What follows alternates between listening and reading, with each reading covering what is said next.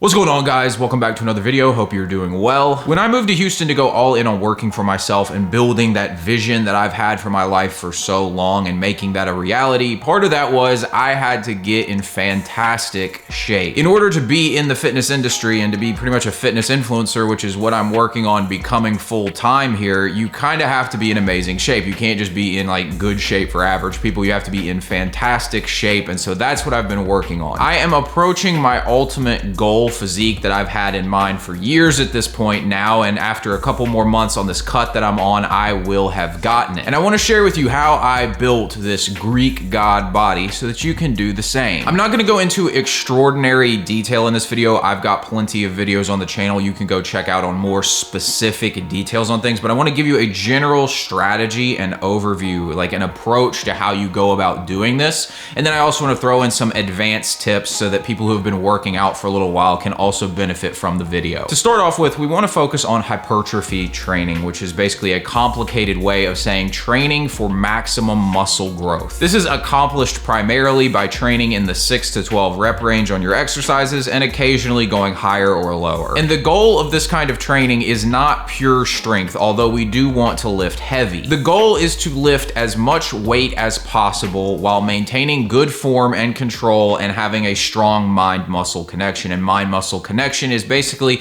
the ability you have to contract the muscle that you actually want to work when you're doing an exercise. And with that established, we add in progressive overload training, which is essentially to increase the weight or the number of reps that you're doing on an exercise as you progress through a workout program. Now, for splitting up the workouts, I've done all kinds of different workout splits throughout my training career. And I really don't believe at this point there is a perfect training split. Ultimately, the best training split is going to be the one that helps you focus on the things that you're most excited to train. Like for me, there was a stretch a couple years back where I really felt like my arms were starting to fall behind and I really wanted to focus on training arms. So I dedicated, I believe it was 2 training days per week strictly to training my arms. And it's because that was the thing I was most motivated to work on training. And as a result, my arms blew up. Now, right now, considering my body is pretty proportional, I do a pretty balanced training split. I do your classic push-pull leg split. And I train 3 days on and then 1 day off. That is my split right now. I've been doing it for a couple months. It seems to give me enough rest time to make sure I'm coming back into the gym energized to keep training hard,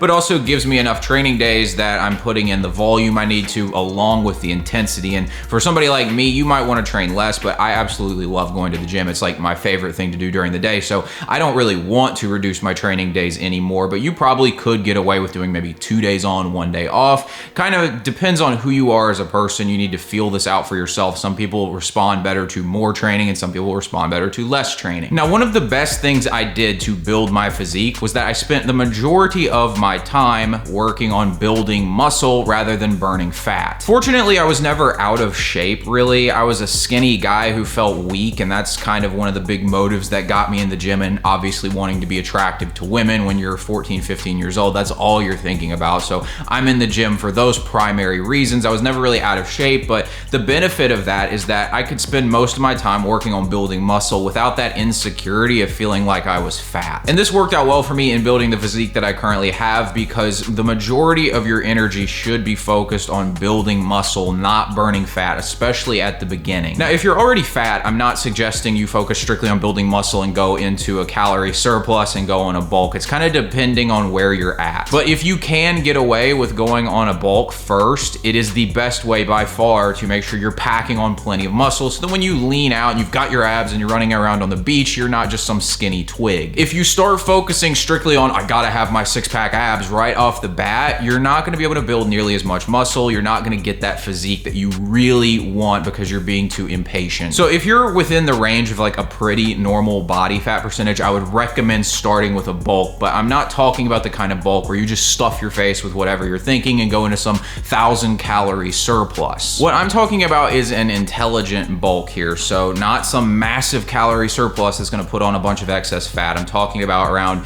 200 to 400 calories per day in a surplus. You are gonna put on a little bit of fat, but it's not the excess amount of fat that you'll put on if you're in some dirty bulk. And along with this, making sure you're eating an adequate amount of protein, which is 1 gram per pound of body weight per day. If you do this with a year of serious training, you can follow it up with about a 6-month cut, and you'll already have like a top 5% physique in the world, probably a top 1% to be honest. Now I want to tell you a mistake that I made multiple times throughout my fitness journey, and that is that I would cut way too fast. And what happens if you cut calories too quickly and you're too focused on like losing fat and getting shredded is you end up just losing a bunch of muscle at the same time as you lose the fat. I've done this at least twice now, and it is incredibly frustrating to put in all this time in the gym focusing on getting stronger, building muscle, just to end up in the same position you were before all that happened, if not worse off. You're weaker and with less muscle because you were too impatient with the cut and you rushed the process and you couldn't just tolerate going on a gradual cut so that you maintained as much muscle as possible so that you kept all that hard work. So this time around that I'm doing it at the moment, I'm doing it very slowly. I'm barely in a calorie deficit at all, and multiple times per week, a lot of times I go back up to maintenance calories, and sometimes I even do excess calories one day per week because I am really focused on making sure that I lose nothing but fat and I hold all of my muscle. And along with this, I'd rather do other things rather than reduce calories, like other little tricks you can do to burn some more fat. So things like I'll add in a 30-minute walk each day, which is just excess calorie burn without having to reduce the calories. Rather than thinking about just how few calories you can eat so that you can lose fat, you should focus on how many calories could I get away with eating while still burning fat. And the reason you should think about it like this is because calories equal energy, and everything on planet Earth requires energy, and that includes your body. If you don't get enough energy into your body, it's gonna have a negative impact on your hormonal levels. If you're in a calorie deficit for too long, your testosterone levels crash, for example. Additionally, it's bad for your immune system, your cortisol levels go up. You need to keep as much energy in the body as possible. So thinking about how can I eat as much as possible while burning fat is the way you should look at it. It's also gonna make the process a lot more fun for you. And my strategy that I'm applying is working. I'm losing fat, but at the same time, I'm not losing any muscle. And in fact, in a lot of cases, I'm getting stronger. Patience is your friend in fitness. If you're really gonna succeed at having an incredible physique, it's not something you're gonna do just to get in great shape for the summer. It's something that you're gonna mentally have to accept as a lifestyle, something you're gonna do for the rest of your life. And if you take that perspective of, okay, I'm gonna be doing this for the rest of my life, you don't need to be so impatient about how you look in a month. Another key to my success is when I started focusing on training with intensity rather than focusing so much on volume. This is something I really only started to understand after years of training for volume. But a life principle is that it's not really about how much you do, it's about how effectively you do the things that you do. So when it comes to training, rather than just doing endless sets, you wanna make sure that each set is done well. And this means training intensely and getting into the failure range when you're training. And what that means is that you're training to the point where you can't continue to do more reps of an exercise without really sacrificing your form. And a good way I've found to make sure that you're training to failure is to finish your exercises off on the negative part of the rep. The negative part of an exercise is when you're extending. So the positive is the part where you're actually contracting the muscle. So on a bicep curl, for example, the positive is when you're gonna curl right here. The negative is when you're extending back out. And you wanna finish exercises on the negative because the negative has more strength than the positive. So again, with the bicep curl as an example, you'll find out that you'll run out of strength for the contraction right here before you run out of strength to control the extension part. So what I like to do when I can is finish the exercise on the negative part. So again, we'll use bicep curls as an example. I exhaust myself right here on the positive side of things.